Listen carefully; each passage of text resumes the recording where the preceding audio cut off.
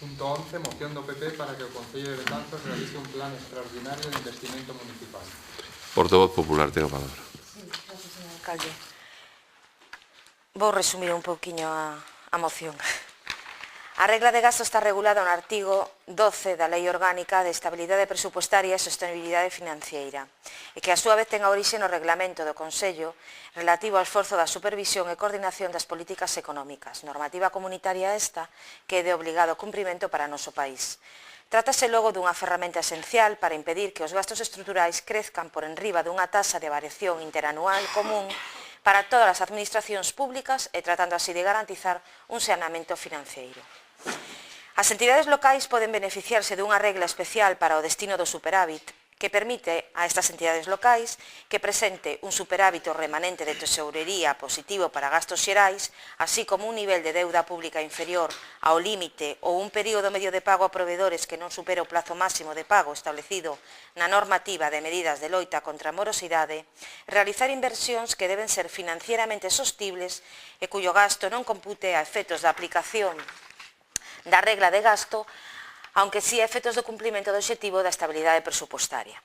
Por elo, e tras a recente información municipal do superávit remanente positivo existente nesta administración e cifradas en torno a uns 3 millóns de euros, dende o Grupo Popular valoramos que hai que dar solución e subsanar diversas deficiencias, algunhas de carácter prioritario e que están a xenerar en moitas ocasións incomodidades, malestares ou queixas continuas na vecindade ou no tecido asociativo do municipio.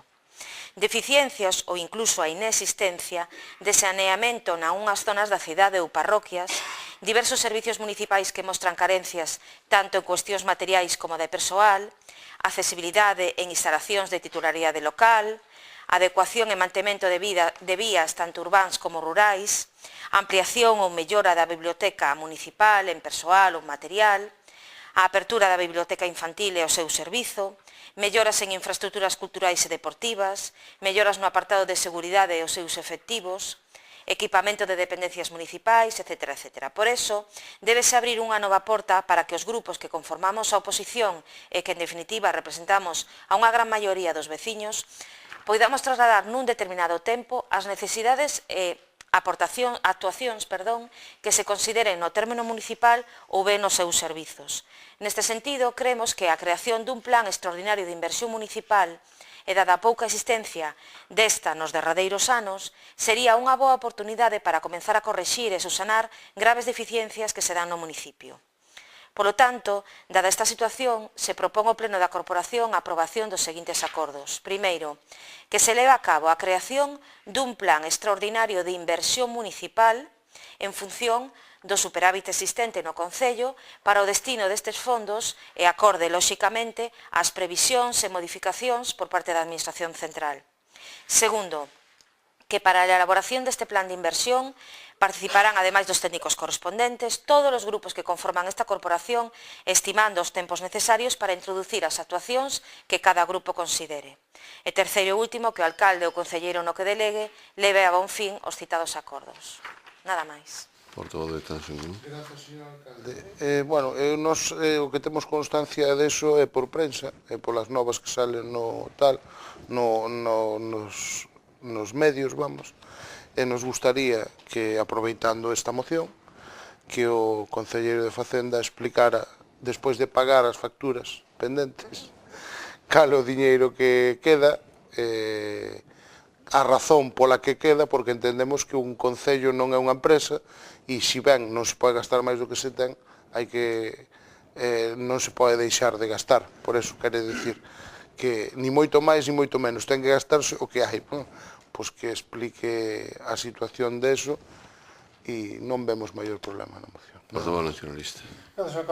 O debate é moi goloso, a exposición de motivos que propón e nos acordos en que conclúe, non? En primeiro lugar, porque podemos dar o debate da autonomía local e de como está a normativa do rescate a que fan referencia, fana boa parte da autonomía local que a Constitución que vostedes en algúns artigos defenden con tanto ahínco garante, supostamente. Entón, que un concello non poida decidir dentro da súa autonomía administrativa como gasta, porque unha lei do PP o proíbe, pois dá para un debate longo e demorado. Non temos tempo, non o vamos a dar neses textos, nada máis que esbozalo. En segundo lugar, podemos debatir que é o remanente e por que se produce e de onde ven, porque efectivamente xa se apuntou na intervención que me precede, unha administración pública non ten que ser aforradoriña. Entón, o remanente ven de que non se gasta o executado ou previsto nun orzamento ou de que se orzamentou mal, polos motivos que sean. Isto podémoslo desenvolver moi moito, porque temos casuísticas de ambos os dous extremos. Damos os dous exemplos, a exemplos extremos no orzamento, no último exemplo que tuvemos do ano 16, e supoño que a liquidación e a conta xeral do 17 pois nos enseñarán cousas dese estilo. Tampouco temos tempo nin proceder a ese debate, nada máis que tal. E despois xa, incluso ao nivel de propostas que esbozan, que algunhas vémolas necesarias, podemos concordar con elas e outras non. O remanente de tesorería non se pode destinar a contratar personal, e vostedes o saben. Entón, o colan aí, na relación de acordos, contratar personal, facendo trampas no debate xa. E son as súas leis. Non é unha lei que fixera unha maioría absoluta integrista do BNG. Son as súas leis. Entón, están facendo trampa aquí, facendo ver que se poden facer cosas que vostedes prohibiron que se fixeran. Agora, hai 2 anos, ou hai 12, dá igual. É dicir, hai unhas leis que vostedes manteñen, que vostedes aprobaron, que impiden iso. Tamén podemos debatir sobre isto, dá para toda a noite.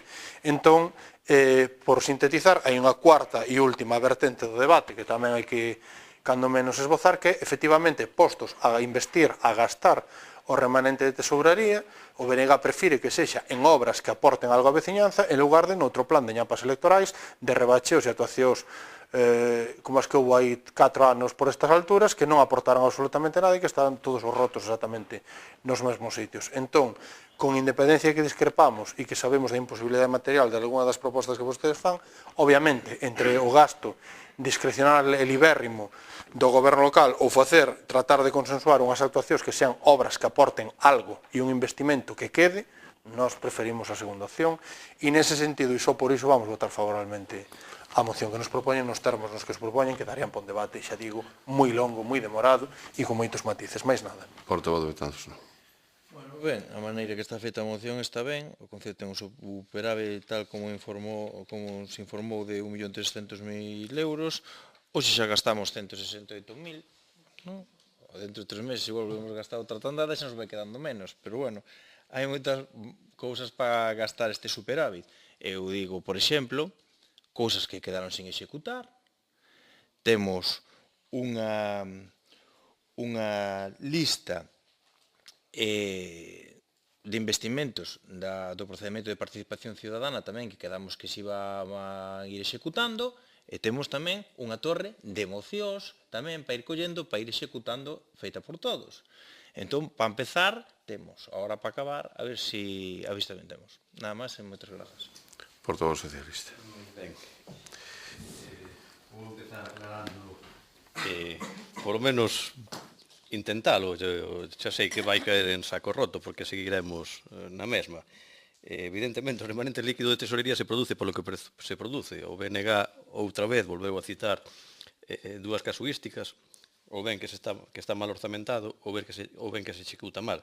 Introduzca a terceira, que é a que nos está afectando a todos os concellos, que é a regra de gasto. Se non nos permiten gastar máis do 5% ou do 4,5% do que se gastou o ano anterior, obviamente se producen remanentes. Temos concellos como Bergondo que ten 6 millóns de remanente, ou Arteixo que ten 30 millóns de euros de remanente.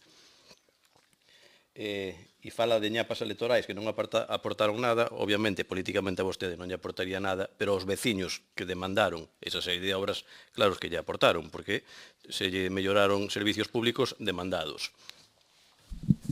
Ben, como se citaron aquí os informes de intervención, é certo que hai 1.300.000 euros de superávit, temos 1.671.000 euros de remanente líquido de tesorería para gastos xerais, que, como di vostede, non saíron dunha berza, sino que saliron, primeiro, dunhos orzamentos facilitados por Betanzos Novo e por Betanzos en Común, e despois pola execución do goberno deses orzamentos. Ben, esas políticas permitiron que no ano 2017 se amortizaran todas as operacións de débeda bancaria e permitiron que tuviéramos esos resultados, ese 1.300.000 euros de superávit e ese 1.671.000 euros de remanentes.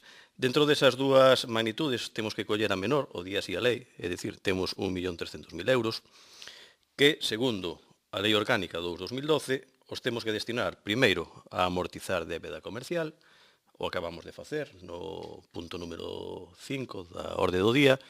O segundo destino do superávit é a paliar, amortizar débeda de operacións crediticias. Operacións bancarias non temos nada, posto que as cancelamos no ano 2017, pero hai que recordar que temos o Plan de Aforros e Investimentos da Diputación e como o que se nos está pedindo que fagamos xa empezamos a facelo, xa está a operación en marcha. A intervención municipal xa se dirixiu no seu momento á Deputación Provincial e nos informan que a parte do PAI que nos toca xa empezar a devolver que é considerada débeda crediticia. Polo tanto, hai que amortizar o que corresponda desa débeda. Eran créditos a 10 anos de 194.000 euros, máis menos. Entendemos que a que haberá, entendemos, non é dogma de fe, que serían 19.400 euros o que hai que devolver por operación. É algo insignificante, estamos a falar de 1.300.000 euros. E, xa por último, en terceiro lugar, a Lei Orgánica do 2012 di que os concellos poderían facer investimentos financieramente sostibles. É certo que o Real Decreto do pasado 23 de marzo suavizou, digo entre comillas, o destino do superávit das entidades locais, permitindo única e exclusivamente investimentos dentro dos determinados grupos de programas e excluindo os investimentos que teñan unha vida útil inferior aos 5 anos. Eu non lle vou a decir ao PP como ten que traer as súas mocións, pero o que dicía o voceiro do BNG, colan por aí efectivos de policía local, persoal para a biblioteca, persoal para a biblioteca infantil. Eso non o permite a legislación do Partido Popular. Eu non lles vou dicir como teñen que presentar as cousas, pero polo menos que lle den un pouquiño de seriedade. Volveu a falar o Partido Popular dos escasos investimentos do Concello. O Demo Zapatero, ese que casi nos deixa sin pensións a todos, a Betanzos fixo un plan 2.900.000 euros. Investiu nun ano en Betanzos. Claro, os números do Partido Popular, uns investimentos terroríficos. Sí, 2.900.000 euros dos plans es. E nós non fixemos apenas investimentos, claro, nin tuvemos os 2.900.000 euros e reducimos a débeda do Partido Popular, que no ano 2009 quedou a cero despois do crédito ICO, xerou en 4 anos unha débeda de 3.700.000 euros, que os houbo que amortizar. Obviamente, de algún lado saen os cartos. Ben, polo tanto, o que decía o voceiro de Betanzos Novo, temos comprometido nos orzamentos participativos un proxecto da cubrición do patio do Vales Villamarín. Se estimaba en 50.000 euros, vai sair a máis de 150.000 euros. Xa se había aprobado unha moción para que esa desviación se destinase cos remanentes. Temos comprometido a cubrición, se é posible, dun parque infantil con cargo ao remanente, aprobouse aquí. Temos un compromiso do goberno local para investir no pasatempo. Creo que aí coincidimos todas as forzas. O que dicía antes, o goberno local xa deu a alcaldía as instruccións a interventora municipal para que se dirixiera á Diputación para saber o tema do PAI, para ver regra de gasto, estabilidade orzamentaria, que grupos de programas podemos levar a cabo. Unha cousa moi importante, o dos 5 anos dos investimentos sostibles, que iso vai ser unha gralla tamén importante. E temos unha serie de proxectos, de mocións ou de peticións que obviamente se tratarán de incluir. Cando se tramitan planes provinciais, se convoca ou se piden ideas, esa era a nosa idea. Danos exactamente igual que se formar unha comisión máis e na que aí todos os grupos fagan as súas propostas. E xa para rematar, reitero que este superávit sai, primeiro, duns orzamentos presentados polo Goberno, apoiados ou facilitados por unha serie de grupos e a posterior execución desos orzamentos, que eso hai que telo en conta. Nada máis e moitas gracias. Bien. Portavoz popular. Nada, simplemente agradecer a quien vote favorable en la moción y nada más. Portavoz de Betanzos en Común. Creo que expuxo, igual que lle comentaba o portavoz de Betanzos Novo, as cousas que se están mirando para a inversión dese diñeiro por parte deste grupo, nada que obxetar. Portavoz nacionalista. A ver, é que o debate teórico nos dá para toda a noite e para tres máis. Eu fago especial fincapé nas dúas variables de orixe do remanente de tesorería que teñen a ver ca xestión municipal. A regla de gasto igual para todos, por eso deixo fora. As variables que metemos ou quitamos nesta casa son as outras dúas. Si se inflan ou non previsións no orzamento que se van a cumplir ou non, si se miran ou non os ingresos cunha previsión razoável ou por arriba ou por debaixo, que eso tamén, en definitiva, como se fai o orzamento, non? Por un lado e polo outro. E, en segundo lugar, como se executa ese orzamento. Esas son as variables sobre as que xoga realmente a regla de gasto final, pois é a mesma norma para todos os concellos, que ten, efectivamente, un correlato en incidencia, pero a parte sobre a que dispomos, como corporación, ou vostedes como goberno, sendo especialmente escrupulosos co proceso de xestión, son as outras dúas. A outra, ben dada, hai que xogar así. É un mariñeiro non se queixa do mar. Din nos portos de mar, non? Por eso, a deixo fora, porque é obvia e igual para todos. Igual que a lei de facendas locais e todas as outras normas que hai que cumplir, non? E esa é a cuestión. Despois,